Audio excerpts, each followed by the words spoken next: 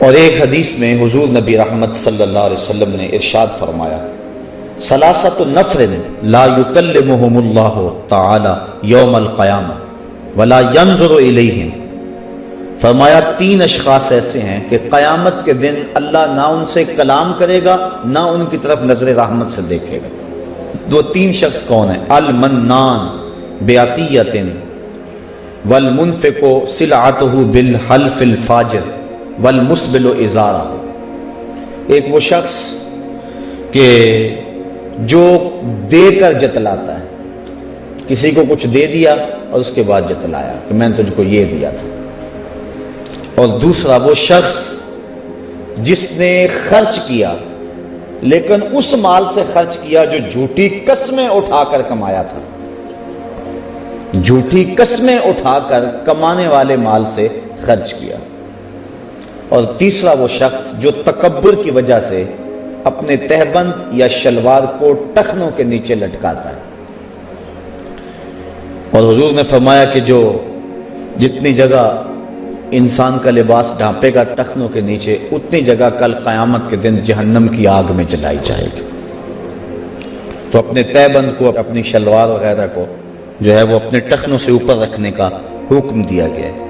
بلکہ حضور کبھی اتنی اونچی کر لیتے تھے کہ پنڈلیوں کی سفیدی اس کی چمک سے آبا کو نظر آیا کرتی تھی۔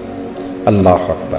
تو یہ تین وہ شخص ہیں کہ جن کی طرف اللہ تعالی نظر رحمت نہیں فرمائے گا۔ اور ایک اور روایت کے اندر اور تین اشخاص کا تذکرہ ہے، فرمایا ثلاثۃ لا یکلمہم اللہ ولا ینظر الیہم ولا یزکیہم ولہم عذاب علیم۔ تین شخص ایسے ہیں کہ نہ تو اللہ تعالیٰ ان سے کلام کرے گا، نہ ان کی طرف نظر رحمت کرے گا، اور نہ ہی ان کو پاک کرے گا، اور ان کے لیے عذاب بھی دردناک ہوگا۔ وہ تین شخص کون ہیں؟ شیخ زان، بوڑھا زانی جو بوڑھا ہو گیا لیکن زنا نہیں چھوڑتا، ہڈیاں کمبن گوڈے کھڑکن تے اڑ گیا لک تیرا، اجے بھی بدیوں باز نہ آئوں جیو مرد دلیرا۔ وہ مالک کذاب، اور ایک جھوٹا بادشاہ، حکمران ہو جھوٹ بولتا۔ وہ عائل مستکبر، اور تیسرا غریب آدمی ہو لیکن تکبر کرتا۔ یہ تین وہ شخص ایسے ہیں کہ قیامت کے دن اللہ تعالیٰ ان کی طرف نہ دیکھے گا، نہ کلام کرے گا، نہ ان کو پاک۔ میں امام غزالی کے حوالے سے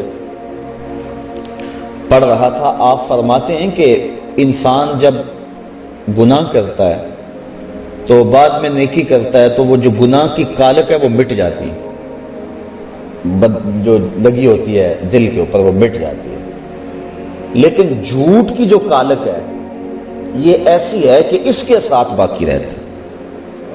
تو جو شخص جھوٹ بولتا رہتا ہے ایک وقت آتا ہے اس کا اندر مر جاتا ہے اور اس کے پاس کچھ نہیں رہتا۔ شریعت اسلامیہ کے اندر جھوٹ کی سخت مذمت کی گئی ہے اور سچ کی ترغیب دی گئی اور حکم دیا گیا کہ تمہاری زبان سے سچ کے علاوہ کچھ اور نہ نکلے۔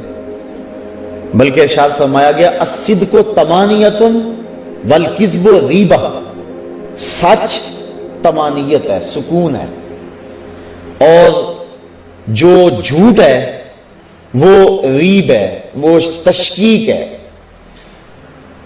انسان کو جھوٹ بول کر سکون نہیں ملتا، بچ بھی جائے جھوٹ بول کر سکون نہیں ہوتا، اور سچ بول کر پھنس بھی جائے پھر بھی سکون ملتا اس کو۔ اگر کوئی غلطی ہو گئی، کوتاہی ہوگی، کسی نے پوچھا تو صاف کہہ دیا ہاں مجھ سے ہو گئی، سچ کہہ دیا تو اس سے طبیعت میں تسکین ہوگی۔ اس کی سزا بھی تمہیں مل سکتی ہے لیکن طبیعت سکون ہوگی، من مطمئن ہوگا، اندر اگر اطمینان ہو گیا تو اور کیا چاہیے۔